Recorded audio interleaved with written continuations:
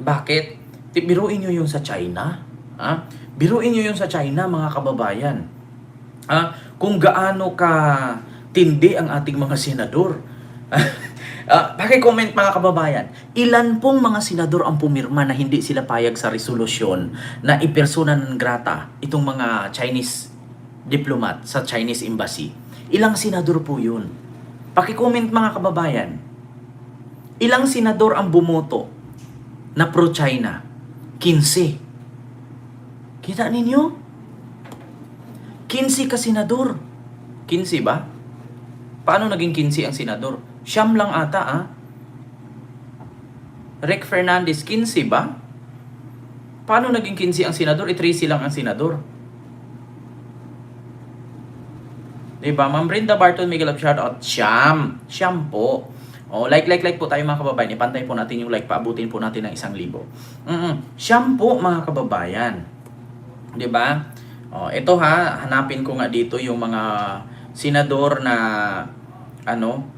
hindi pumirma para i-persona non grata itong mga Chinese diplomat. Ito kita ninyo ito. Ayan mga traidor sa bayan. Sabi ni Francis de Mesa, siya po ang nag-post niyan. Ayan, ang nakalagay dito, senators who did not sign the resolution condemning Chinese embassy criticism. So, ang nakalagay dito, Alan Cayetano, Pia Cayetano, Bato, Chis Escudero, Bongo, Marcoleta, tapos Amy Marcos, Robin Padilla, at Joel Villanueva. So, ayan po sila, mga kababayan. So, siyam po sila, siyam na makakapal ang mukha. Siyam na mga pro-China. Siguro ang laki-laki ng binigay ng China dito para sa kampanya nila. So, ngayon mga kababayan, alam nyo ba yung siyam na yung siyam na hindi pumirma para kondinahin itong mga diplomat sa Chinese embassy, ay ito'y binabasihan ni Harry Roque. Kung meron daw siyam, dito tayo kay Harry Roque mga kababayan. Kung meron daw siyam na pumirma para hindi kondinahin itong Chinese embassy, ay sana siyam din ang pipirma sa impeachment ni Sara para ligtas si Sara. Yan ang mga kababayan. Si Sir Christopher, nakita ko nga si Mima kanina. Ito po ang sabi ni Harry Roque mga kababayan. Kung sakali daw na ang pipirma na hindi i-impeach si Sara ay siyam, katulad sa hindi pumirma. Ayan po si Harry Roque. Ayan, yan po ang sabi ni Harry Roque. Kung pareho ang butuhan ngayon sa Senado on China impeachment VP Sara, ligtas na si Sara. Kung siyam lang daw ang buboto sa impeachment ni Sara na hindi siya i-impeach, ligtas si Sara. Yung hindi buboto. So, ang tanong ngayon mga kababayan, ayan pakinggan ninyo, January 27, 2026, yan ang sabi ni Harry Roque. Kung pareho ang butuhan ngayon sa Senado on China issue, sa impeachment naman ni VP Sara, ligtas na siya. Kasi ilan pong senador ang hindi bumoto para kondinahin sa resolution. So ito po, senators who did not sign the resolution condemning Chinese embassy criticism. Cayetano, Pia Cayetano, Alan Cayetano, Bato de la Rosa, Chis Escudero, Bongo, Marcoleta, Amy, Robin, and Joel Villanueva. So siyam nga naman. So sa siyam na hindi bumoto na yan, ay kung doon daw yan, nagkataon daw na impeachment ni Sara yan, trial ni Sara, ligtas na daw si Sara. Eto na. Mga kababayan, huwag po nating kalimutan yung siyam na pagmumukha na yan. Kung gusto natin ng pagbabago at hindi tayo lamunin ng China at kumain ng paniki, diba? At magkaroon ng Nipah virus at COVID, huwag nating iboto itong mga senador na to. Diba? Huwag nating iboto itong mga senador na to. Bakit? Ito po yung magbagsak sa atin. At baka magugulat na lang tayo, kalaunan, habang kumakain ka, bigla ka na lang, shishe, Ni hao, si fao, chung sang xin, chung si, sang si nge, chung si. Magugulat ka na lang dito habang kumakain tayo ng lugaw. Chung si siya, chung si siya. Gaganon ka na lang. Bakit? Kakainin na tayo ng sistema ng China niyan dahil sa mga senador na yan. Hong chung si, chung si, chung si. Na? Nako, alam nyo na sa 2028. Huwag nyong iboto yan. Tandaan ninyo ang mukha. Sa panahon na tayo ay nilalait-lait ng China, ay sila po ang hindi bumoto. Oh, nako. Kasi kung iboto nyo yan, magugulat na lang tayo. Yung siyang sing siya, siyang si. Gagano na lang tayo bigla niyan. So ngayon mga kababayan, idinikit ngayon ni Harry Roque yan. Sabi niya, sana sa impeachment trial ni Sara, kasi alam ni Harry Roque mga kababayan na impeachment trial ni Sara ay coming soon na. Paparating na. Alam niyo mga kababayan, ganito yan. Yung impeachment ni Sara naka-archive sa Senado. So hinihintay na lang ng Congress itong motion for reconsideration ng Supreme Court kung itutuloy ba ang naka-archive or ibasura.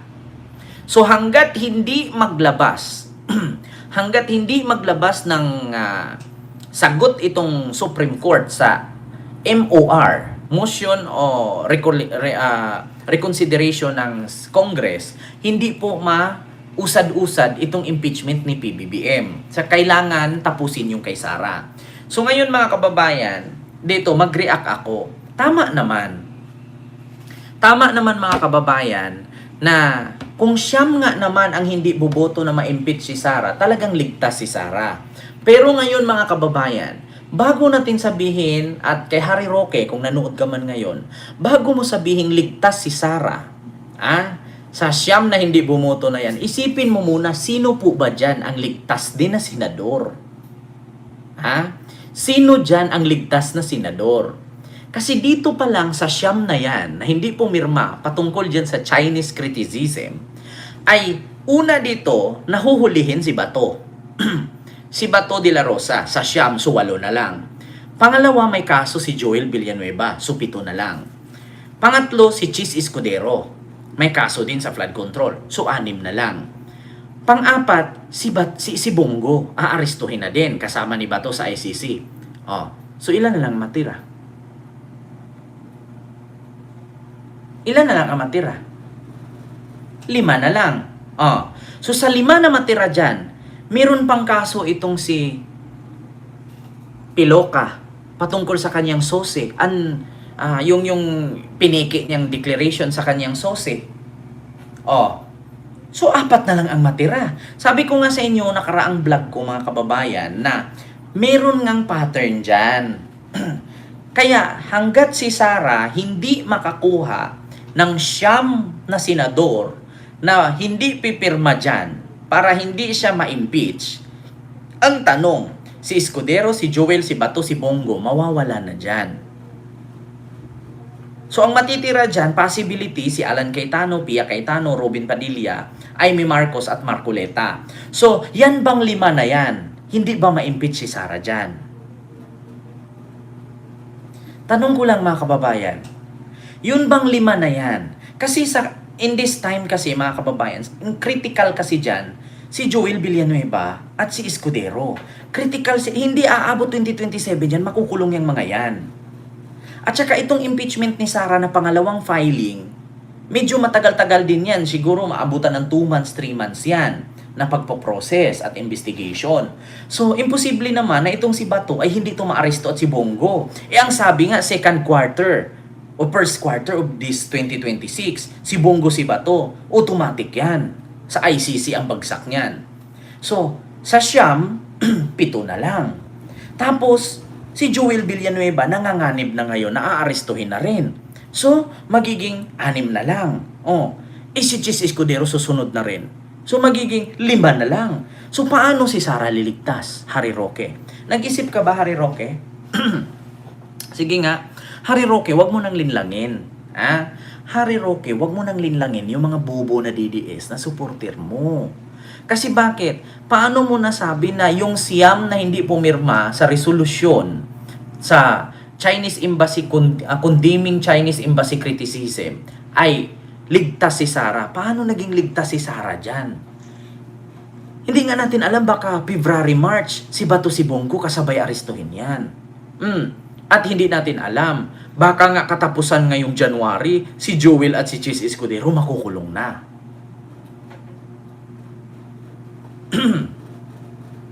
Diba? Yun ang tanong. Ang matitira lang dito si Alan, si Pia, si Marcoleta, si Robin at si Amy. So paano iligtas si Sara? So ang sabi dyan ni Marcoleta, hindi ka safe. Ligtas ka na o hindi ka safe? Ha? Nako, mga kababayan, hindi safe si Sara. Kent, meron pa, baka bumaliktad yung tatlo. Sinong tatlo? Si Subiri, si magkapatid na Bilyar. Nako, mahihirapan bumaliktad yan. Sabi ko nga sa inyo mga kababayan, yung balimbing national fruit yan. Masisilip sila kapag bumaliktad sila. Pag-iinitan sila niyan. Maniwala kayo sa akin mga kababayan. Kaya ngayon, napansin ninyo mga Bilyar tahimik. Sabi ko sa inyo mga kababayan, kunting galaw ng Bilyar ngayon, pag-iinitan yan, masisilip na naman yung flood control ni Mark Bilyar ngayon. Pati si Camille, damay yan.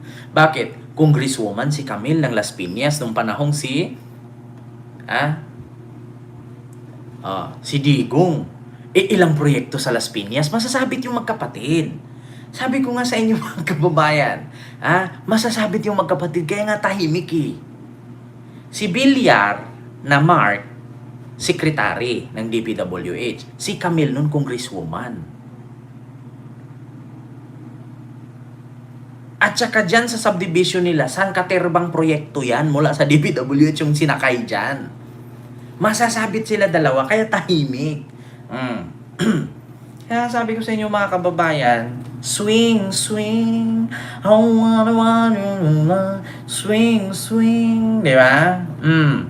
Kaya ngayon mga kababayan, sabi ni Harry Roque, yung siyam na hindi pumirma para i-condemn ang resolution to condemn the Chinese embassy criticism, ligtas na daw. Ligtas na daw si Sara kung siyam. Si Bato dito, si Bongo makukulong na. Si Jewel at si Chis Escudero makukulong na rin. So 5 na lang. Paano maligtas si Sara? Mga kababayan, ilan ba dapat senador na hindi pipirma para maligtas si Sara sa impeachment? Paki-comment nga mga kababayan. Di ba? Ilan ba dapat na senador na hindi pipirma para hindi ma-impeach si Sara? Ilan ba dapat ang kailangan ni Sara na pabor sa kanya? Ilan ba dapat ang papabor? Tanong ko lang mga kababayan, 1/3 dapat. So hindi nakasali si Sani Angara doon. Pati si Bato, kasi tatanggalin na si Bato dyan eh. So ilan na lang? Hiram, maraming traktor ang double agent. Dapat 13 to 15 senators. Ang problema nga dyan, wala na si Sani Angara, di ba? Wala na si Sani, tapos wala na si Bato. So kailangan nga siyam. Tama nga si Roque, kailangan siyam ang papabor sa kanya, kay Sara. So maligtas na daw si Sara sa impeachment. Ang problema dyan, January, February, March, susunod na si Bongo at si Bato. Ay, nasabi ko pa, hala, mapagalitan na naman ako nito. January, February, March pa naman sinabi ko. Alam nyo naman yan mga kababayan, kasi sinabi din ni Trillanes yan noon na November si Trillanes nagsabi, di ba, inaristo si Digong March. Abangan natin yan ha, February, March. Baka yung February, March nasa ibang bansa ako niyan. Alaka, abangan natin yan ha, abangan natin. Abangan natin. Mga February, March. Sabay sila dalawa. Alam nyo, isang eroplano, isang lipad. Si Bato walang waran pa, Kent. Meron na, mamirian. Meron na yan. Bakasyon ka na muna, Kent. Sabi ni Sir Wilford Lim. Hindi, may pupuntahan lang ako. Diba? Sabi ko sa inyo mga kababayan, Basta mga February, March, huwag maingay. Hindi naman magtatago yan kung wala. Sa totoo lang, ito sasabihin ko sa inyo, meron na po talaga.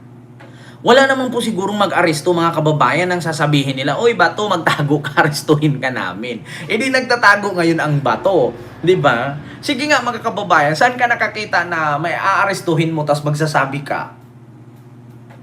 Meron na 'yan. 'Di ba? Meron na 'yan. Oo.